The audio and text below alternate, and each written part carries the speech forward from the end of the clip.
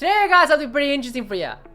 This meta fucking sucked. This patch was shit, and I hated this patch. This patch was terrible, but we are finally getting the patch coming out tomorrow. But you know, as much as I didn't want to VOD review a lot of shit this patch, I feel like at the end of the day, we gotta do at least one VOD review just to close it out, and we never have to talk about this patch ever again, because fuck Cho'Gath reroll, fuck Graves reroll, fuck Samira reroll, fuck Jinx reroll, Jace reroll. You get the idea. This shit was dog shit. But nonetheless, across all of the bullshittery that was going on throughout this patch, we were still able to at least find a pretty interesting game to talk about. And in today's video, that is who we're going to be talking about, because in today's video we are going to be watching, I was going to say VOD reviewing, then I said watching, whatever. You get the idea. We're watching Casper Wu. If you don't know, Casper Wu is one of the consistently top players in North America, usually hovering around rank 1 through 10. And actually, funny enough, yesterday overcame Dish Soap and became the new rank 1 of North America. So, in today's video, we're going to be going over one of these games where he absolutely cooked up a board. And we'll get to see some innovation despite all of the, again, Cho'Gath reroll, Samira reroll, Graves reroll. You get the idea. Anyways, let's get on to today's video. Okay, so here we go. We are inside of Casper Wu's game. Now, Casper Wu, earlier yesterday, actually just reclaimed the rank 1 throne. So actually, I think the title of this video is gonna be like rank 2 NA, like does whatever. But like now he's now officially rank 1. I think he just hit around the 1500 LP mark, surpassing Dish Soap. So going into the game, we're given into the Ixchokin realm, or region, if you will. This is one of the newer realms from the Ixtal region. I believe this is the one where every time people start up units, every 20 that get started up throughout the game, you get a new item or component. Now, personally, I'm not the biggest fan of this realm, especially because, if you don't know, 80 stacks is when everybody gets a free radiant item, and you can really reroll your radiant item and get something really shitty and useless. So let's say you're playing like a Sorks comp and you get a radiant Last Whisper and a Reforger, and then your Reforger gives you radiant Deathblade, and there's like nothing you can do about it, and you basically are playing down a whole radiant item, basically down a whole prismatic compared to everybody else. I just don't think this realm's very good in my opinion, and I just don't like it myself. So here, going into the opener here, we are given a Cassiopeia 2 as well as a couple of Renekton pairs as well, holding on to the Milios as well, which is really nice to see. Invokers at the very beginning of the game is still one of the strongest openers that we can get. And we are given a Rod, a Sword, and a Tear, and just a bunch of different options for our 2-1 augments. Early Education, Slayer's Resolve, and Three's Company. As you can tell, Casper is actually a Poro runner, so there's actually speculation about the next patch coming out tomorrow that Poro is going to be the sort of go-to for everybody else, but Casper's actually been running Poro this whole time. He's not actually a big fan of Orin or Master Yi or whatever different legends. He's just been playing Poro. That's just what suits him. That's his playstyle. He just likes to stay flexy. So, Three's Company, Slayer's Resolve, Early Education. Out of all of these augment choices, I'm going to be honest, none of these are that great. I would honestly re-roll Slayer's Resolve and Early Education for me personally. I just don't really like either of these augments very much.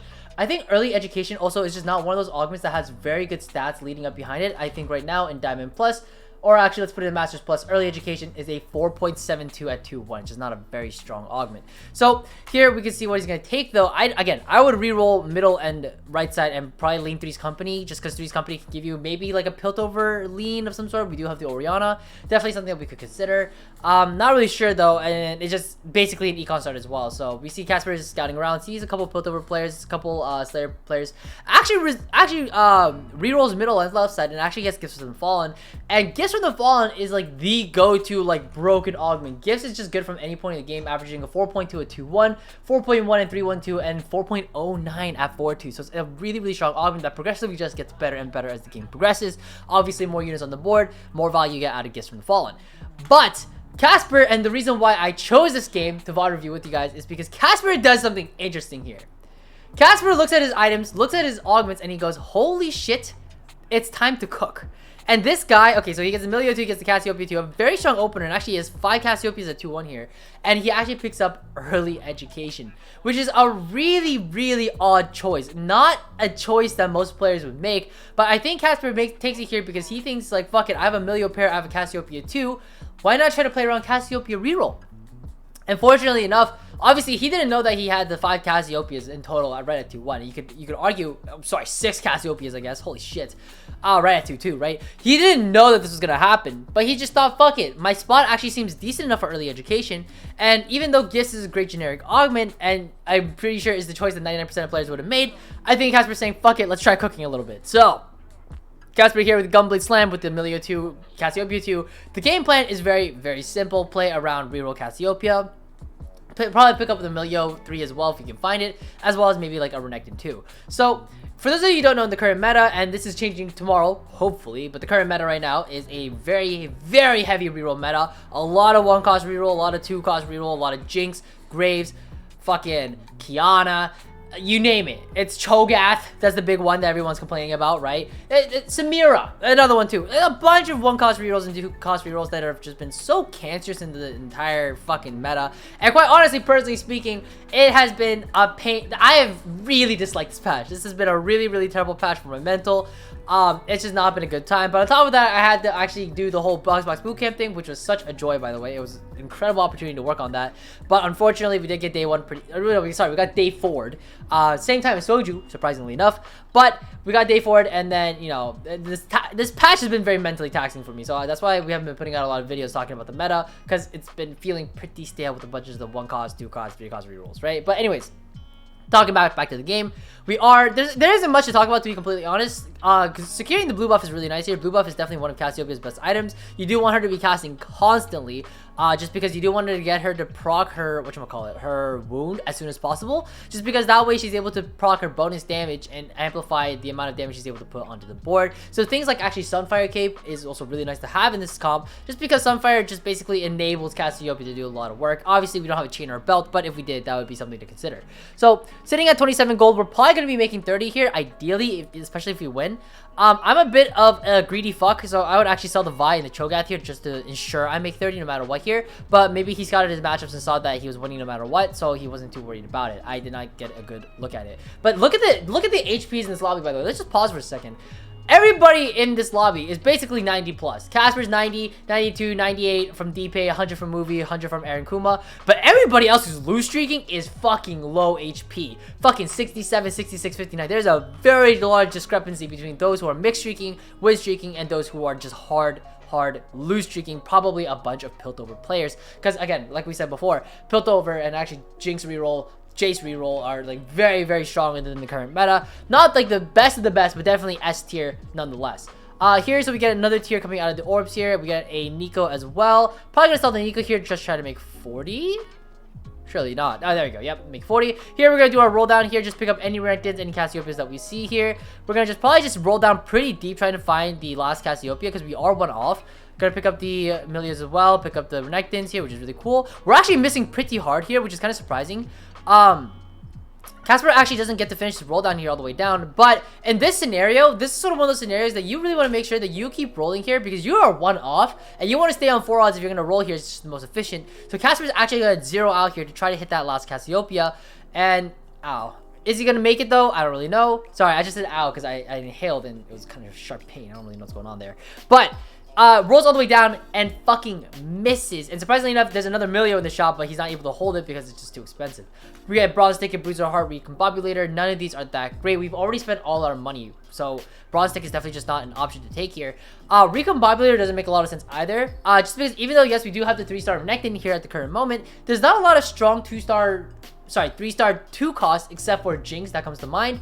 And Kiana. But besides those, there's not much that really comes to mind. So it doesn't really make sense to take Recombobulator when you're already rolling down trying to hit those 3-star 1 costs. So I would not really recommend taking Recombobulator from this point. Bronze Ticket, again, like I said before, we're out of money. It's hard to derive value out of an augment that requires you to spend money. So, not going to take that. And Bruiser Heart, we could take Bruiser Heart. It does kind of make sense. It does give us 4 Bruiser for a frontline. And we can maybe play around some sort of a Bruiser frontline and then flex around that. So, definitely something to consider here. So, we're probably going to reroll middle and right side, see what we get. Jewel Lotus, Social Distancing. It's hard to say what is best from this spot. Jewel Lotus is really great specifically because it allows us to sort of enable our Cassiopeia even further, especially because right now our items are blue buff and gunblade. We don't actually have a lot of damage amplifiers or damage modifications going on. So Jewel Lotus is actually really great here. Social Distancing is okay, but compared to the amount of damage that we get at Jewel Lotus is objectively just stronger, especially because we don't have a lot of units that can benefit from Social Distancing from this current spot. So we're going to probably reroll on the left side here. We see misconnections here, which we see Casper take Jewel Lotus here. I was very surprised he took Jewel Lotus in the spot. He did Jewel Lotus in the spot even though we were 1 off Cassiopeia 3 here. So I thought this was super interesting to see because that is not something that I would have done either. He takes like misconnections basically ensures that you hit this like Cassiopeia 3, Millia 3 or whatever, but I think in his head he's thinking, okay, I am 1 off from Cassiopeia, I might as well just keep donkey rolling and we will hit. Like there's no way we don't hit, it's so unlikely. But surprisingly enough, he has not hit yet. And you know, especially because of how many Cassiopeias that we had at the beginning of the game before even our roll, we were at 7 or 8 before our roll down. So the fact that we were like 1 off and we still didn't hit within 50 gold, this is actually kind of low roll, surprisingly enough. So even though, yeah, we do have to connect in 3, we're 1 off Millia 3 as well. We're still struggling here to try to hit this Cassiopeia. So name of the game here, we hit the Millia 3, really cool, but now we're still going to be donkey rolling trying to find this Cassiopeia. So actually, I don't even know if that's the plan. Yeah, it should be the plan. Yeah, thank you. So I was like, am I an idiot? No.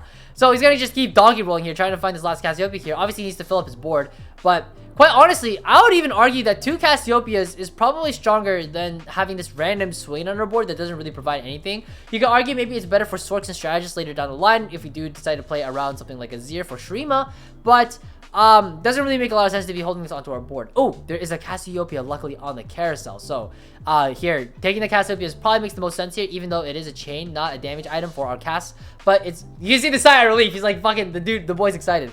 But like, it's great that we finally able to get this last Cassiopeia. Very lucky that we found on the carousel. Guess we would have hit it anyways. But finally, we can start to econ up and finally start playing the game. We hit at 3-5, which actually, surprisingly enough, is actually not that late. 3-5 is sort of standard for 1-cost rerolls when you're supposed to be hitting all of your 1-costs. So we're actually not really that far behind. We're a bit behind economically speaking. But in terms of actually hitting our board, we're actually within tempo. So surprisingly enough, this spot, as weird as it looks, is actually not that bad. We're still able to make 10 gold. We're still sitting on the Cassiopeia 3. It's not the end of the world.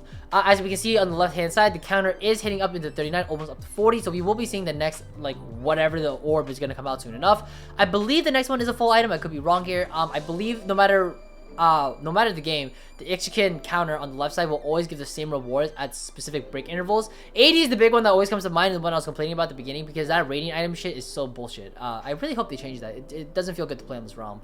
But anyways, going up here, it looks like Casper, we're sitting at 78 here, and we are not looking too hot right now. Again, we do have really strong unit quality going on, but this is a board that looks like it would probably fall off pretty quickly. So we do get gold here. My apologies, it was not an item, it was actually gold instead. And it looks like we are just going to be chilling as well. We can see the way that positions as well is to try to make sure that this Cassiopeia is able to kill as much as possible, trying to farm up those those early education stacks. Going up here into level 6 now, we are now playing a decent board. We have the Ice Ixtal going on. Definitely something like a 4th Bruiser would be best here, but we do want to really try to preserve our economy as much as possible, because keep in mind, our board is strong. Our board's strong, it's not weak by any means. So sticking within, you know, 40 here is probably nice. We don't have to try to greed for that last bruiser and roll down here to absolutely get a perfect board to sit on a 4-1. We can sit on this board, it's good enough, and we'll just make it by. Alright, and then here we go. We are into the 4-2 augments. Now, you might have noticed a bit of an edit there. That was because I did have to cut the video a little bit because I had to research something. I wasn't 100% sure I was talking out of my ass or not, but I had to make sure that what I was talking about was correct. And then we know it is. So let's talk about it real quick, because there's a very interesting decision that's about to be made here. We're given Martyr, Parting Gifts, and Combat Caster. Now, Martyr is like the go-to healing augment of this current patch. It's just so good, especially because of reroll units just being in the meta.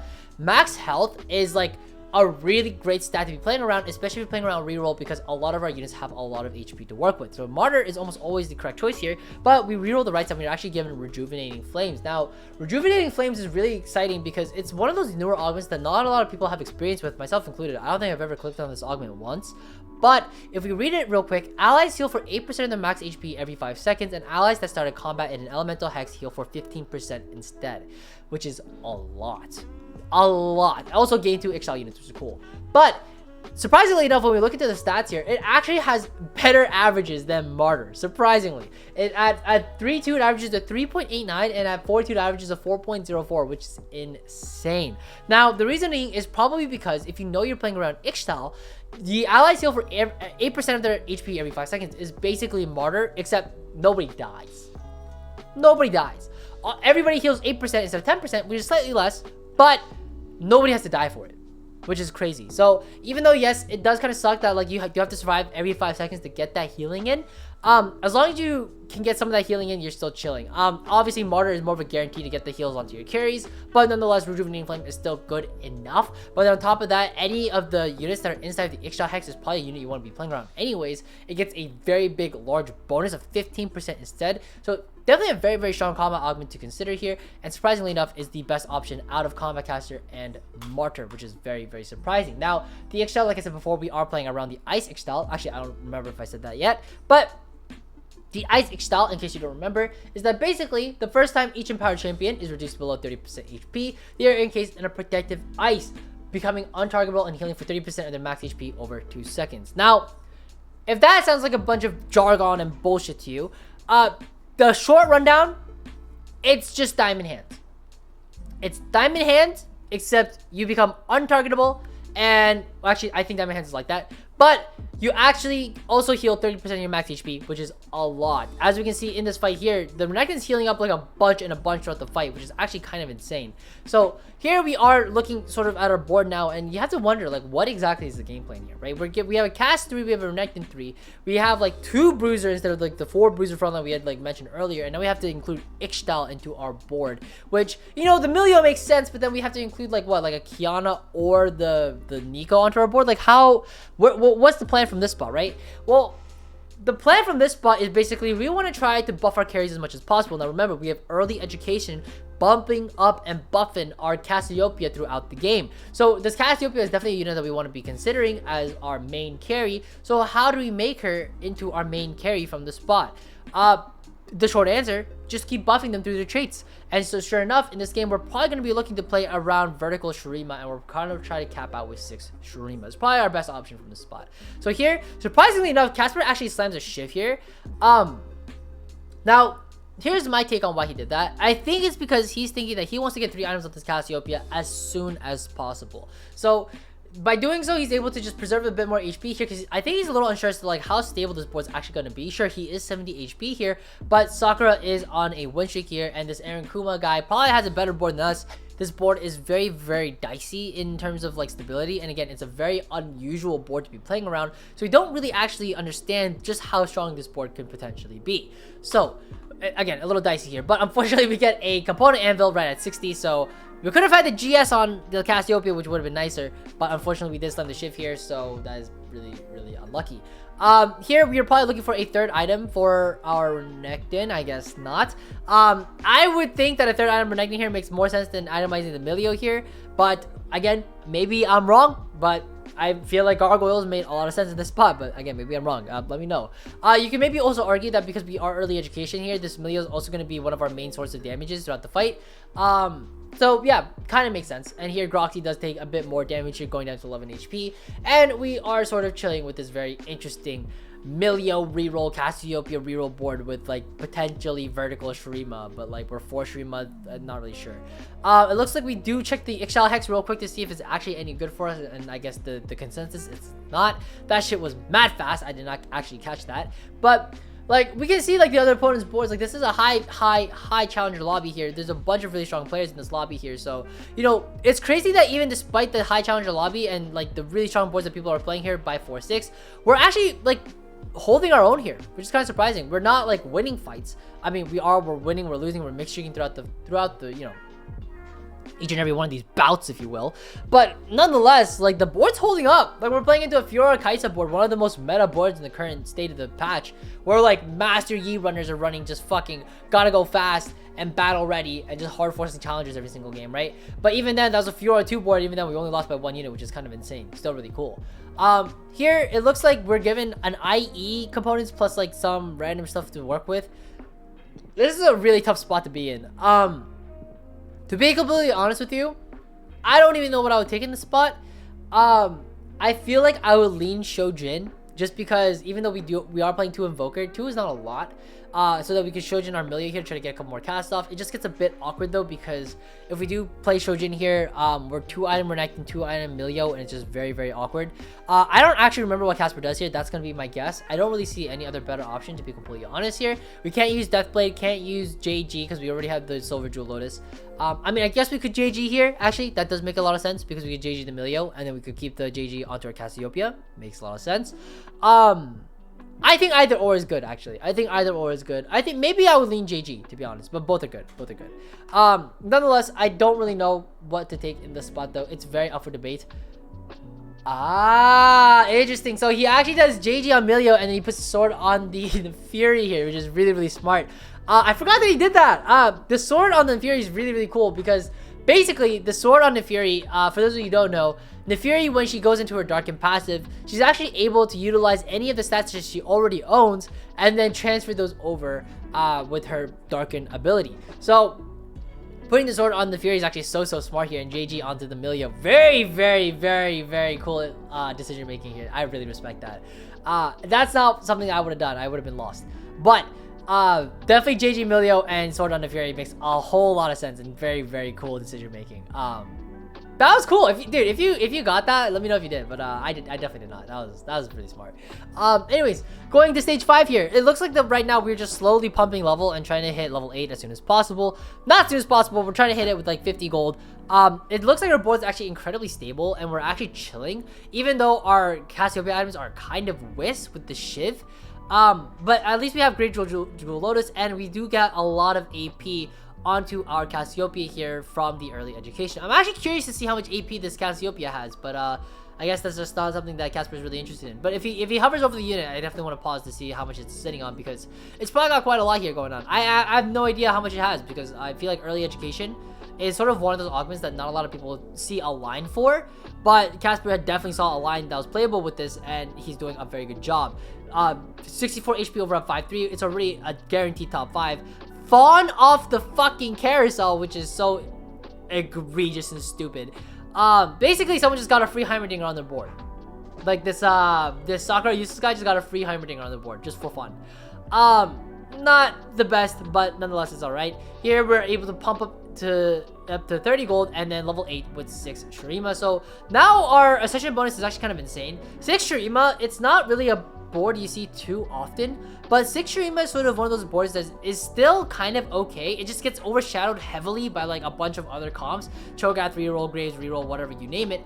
But most of the time when people are thinking about 6 Shurima, they're not really thinking about a Cassiopeia 3 and a Renekton 3 on their board. They're mostly thinking about Azir carry. So the fact that we're doing 6 Shurima here to buff up our Cassiopeia is an interesting take. It's definitely something that you don't see very often here, but a very cool way to approach 6 Shurima. And again, this is a board that we wouldn't have really been able to achieve had we had not gone the Fawn off Carousel. It's very interesting to see. We actually probably would have been at 4 Shurima, or maybe even drop Bruisers in order to hit the 6 here. But this is technically a level 9 board because we do have the Fawn and we're sitting at level 8. Definitely not a board that you're able to play very often, but it's definitely a cool board to see in action when all of the pieces co-align or fall in line. I don't know what the fuck the phrasing is, whatever. Something like the stars align, if you will, or some Romeo and Juliet bullshit. But here we go, going into 5-7 here. Are we guaranteed top 4 yet? I don't really know if we are, but nonetheless, Milio, okay, we can actually see here, Milio on the right-hand side here, is sitting at 200 AP, which is kind of a lot of AP, actually. Especially for a unit with just 2 items, which is kind of amazing. I really want to see the Cassiopeia AP because that's what's probably most interesting here. So here, surprisingly enough, we see that he actually prioritizes the D-Claw over anything else here. I mean, D-Claw is a very, very strong tank item, one of the best ones in the game, especially with very, very high HP units. We see it time and time again every single set. D-Claw Redemption is sort of like the combination when it comes to really tanky items. Basically, you get a lot of resistances and you get the reduced damage from multiple sources, right, with the Redemption, plus a lot of healing from both D-Claw and Redemption, both giving you healing. So really, really cool. We see it again, like honestly, time and time again. Every time you see a very, very tanky unit, you see D-Claw Redemption every single time. Most notably back in set 8, where we saw Mech Set being the D-Claw Redemption item holder throughout every single game, where you would Mech Set into the front line, have a Giga Tank, and with D-Claw Redemption, it was almost unkillable. So this set as well, if we are ever playing around really, really tanky units, stuff like the Renekton here, the Renekton 3, the Cho'Gath 3, you're always hearing people talk about D-Claw and Redemption. So here it looks like the Sakura useless guy is actually like winning the fuck out, which is kind of amazing. He's got a very, very strong board here. We notice that we are bleeding out HP pretty quickly here, so we actually take onto the Scion here, sell the Sejuani, and we are sitting on a level 10 board, technically speaking. 6 Shurima. 3 Nox is surprisingly fitting in here, and actually we're able to garner some Noxus stacks for our Cassiopeia, further buffing her, which is kind of a cool thing to be doing so late into the game. But with so many people dead, we're already naturally given 5 Noxus stacks, so actually it's not even that bad. So here we are sort of cruising by, fighting into a ghost here, and our Cassiopeia is chilling with 10k damage. Obviously it is a ghost, we're not really sure how strong it is. Going into the carousel here, nothing that notable. Probably the Hodge here for our Milio is probably the best choice here, just because that way we're able to get JG Hodge onto our Milio here, and we are chilling with this board. Probably gonna be donkey rolling at this point. There's not much else that we can really do. Getting in the Cassante in instead of the Cassante in instead of the Talia here, which is probably our best Shurima to be throwing in at the moment. And now we're just donkey rolling for a 0-2, Nasus 2, Cassante 2, Scion 2, Swain 2, and that's going to basically be our board. Obviously, holding on to the Talia pair just in case we manage to find something like, you know, maybe we find Talia 2 over anything else, but the Sakura useless guy is waiting the fuck out with pumping up and Gunner Heart. So now it's just a matter of, okay, can we actually beat this Hogston guy just enough so that we're able to secure a top 2? And sure enough, the HPs are closing in, and as long as we win this next fight here against this Hogston person, we should be chilling with at least a second from this spot. Nonetheless, a very cool board to be sitting on with Rejuvenating Flames and Early Education. Some really estranged choices and very unusual, but nonetheless, as peculiar as it is, still a very well played game coming out of Casper here, and it looks like we are absolutely destroying and decimating this challenger board with, quite honestly, with ease. I'm amazed, to be completely honest with you, that this board actually completely wins out against a Fiora. I would not think that that would be the case here, but it clearly just beats out the Fiora 2 here. We know that this Hogston guy cannot beat Sakura Useless. Sakura Useless is in fact winning out on this huge win streak with, it looks like a casual built over cash out, but it looks like at this point in the game, it's just basically a free top 2. I'm hoping at a certain point. I know Deepay, actually, he was in this lobby and then he lost and then he just raided Casper after. But I think at a certain point, Deepay actually asks Casper to check the AP on Cassiopeia. I'm still curious to see what it is. Hopefully we get to see it here. But as you can see here, we do get that Radiant item here, which is completely useless. Radiant Gunblade on our Cassante, very awkward, but nonetheless, like, what are you gonna do about it? It is this region is kind of dookie. Nothing can be done much about it. But actually, surprisingly enough, this fight is kind of close, actually. Very close. Very incredible to see how close that fight is. But unfortunately, it is what it is. But holy shit, like, that is actually, like, it is a ghost, unfortunately. Actually, if we rewind the clip a little bit, we can see the opponent's board here. 6 Gunner with 3 Piltover. What is this? A 20 stack T-Hex with Heimerdinger, Timer 2, GP2, Jinx 3. I mean, pumping up, stage 7. Like, you know, Casper's got his work cut out for him. Like, I don't think there's much that we can do from this spot here. It is what it is. But nonetheless, it looks like this is going to just be a second. Hopefully, we get to see maybe a dub getting pulled out. If we see a single dub getting pulled against this board, you know this board has some real legit, like, possibilities of being like a meta board. But unfortunately, we are just not even close here, and it is in fact a second. So thank you guys for watching this video, and thank you for sticking around for a VOD review that I haven't done in fucking forever. Hopefully we'll get to do more of these in the coming future, and this next patch won't absolutely, like, want me to rip my hair out. But until then, I'll see you guys later. I'll be streaming in a bit, and hopefully I'll see you guys there. Until then, take care guys, and bye bye now.